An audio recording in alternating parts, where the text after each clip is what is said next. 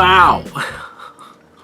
Have you ever been bored and you're just like, let me look what's on Netflix? And you're looking on Netflix and you find a movie that you say, hey, I remember seeing this as a kid. Let me watch it. And then you watch it and you go, holy hell. I forgot. Or at least I don't remember it being as bad as this. What's going on, everybody? My name is Mike Brown, aka Review King MB, and I decided, out of sheer boredom, to watch The Flintstones. This is a 1994 film. It is based off of the cartoon that everybody knows, The Flintstones. Everybody has at least seen The Flintstones in some form or another. I remember being a kid and growing up watching reruns on TV. It was always on.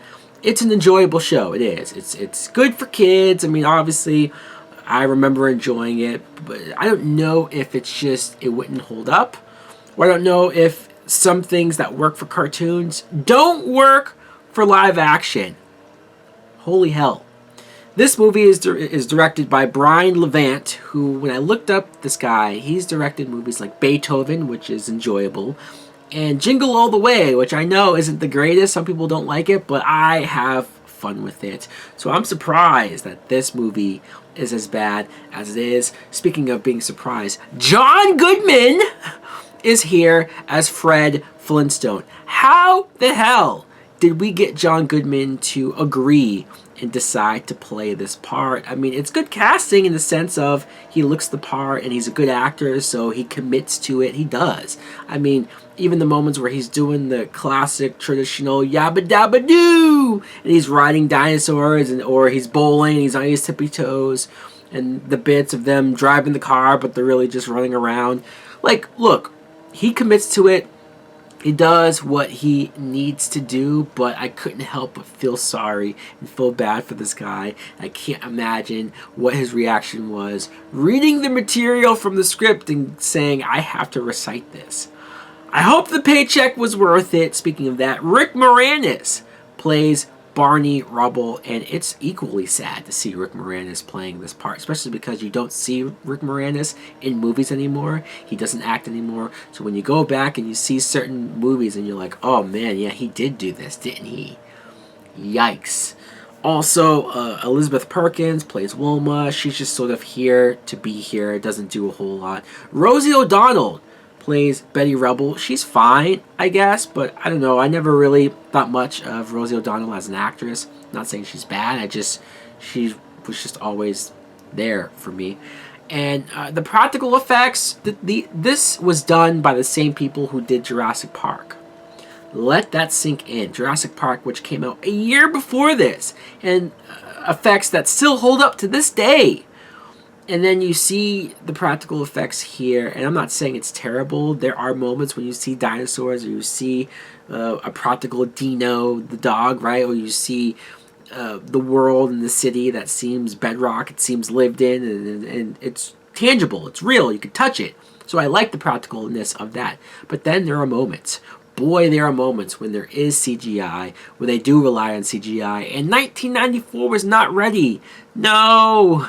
They weren't ready for CGI, the type of CGI that they have, especially with Dino running around or jumping on, licking Fred. I was like, oh, it looks so cartoony and goofy. I know it's based off of that, but it doesn't look real. It doesn't look like it's actually there, because it's not.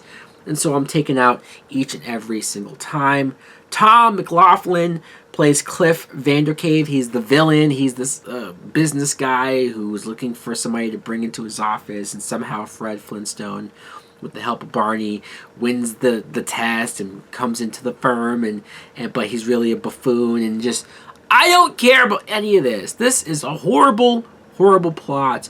It might work for a 25-minute cartoon, but for a full movie? No. This is boring. This is bad.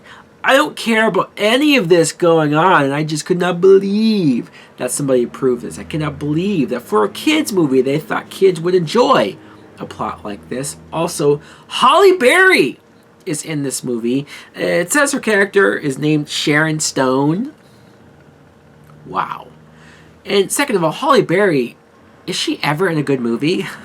I know she probably has been. I know you could probably name a couple of good movies that she's been in or that she was good in. But man, it just feels like she is in so much shit. So much horrible, horrible stuff that you forget. Like, is it her? Is she just that bad? Or does she have horrible luck? Or does she need to fire her agent because some of the worst movies that I have ever seen has Halle Berry's face on it? And this is no different. So guys, yeah, this is a disgrace. This is terrible. This almost makes me hate the property of the Flintstones. But I won't go that far. Yeah, this is bad. Very, very bad. Anyways, guys, let me know in the comments below if you've seen this movie. Do you agree with me? Am I being too harsh? Do you have some nostalgic feelings about it? Or did you grow up on the cartoon and you agree that, yeah, this is rough. This is brutal. Like, comment, subscribe. Later! Hustle legit, proper big bit, separated, shot it for profit. Hustle legit, proper big bit, separated, shot it for profit. Hustle legit, hustle legit, hustle legit, hustle legit, hustle legit, hustle legit, hustle legit.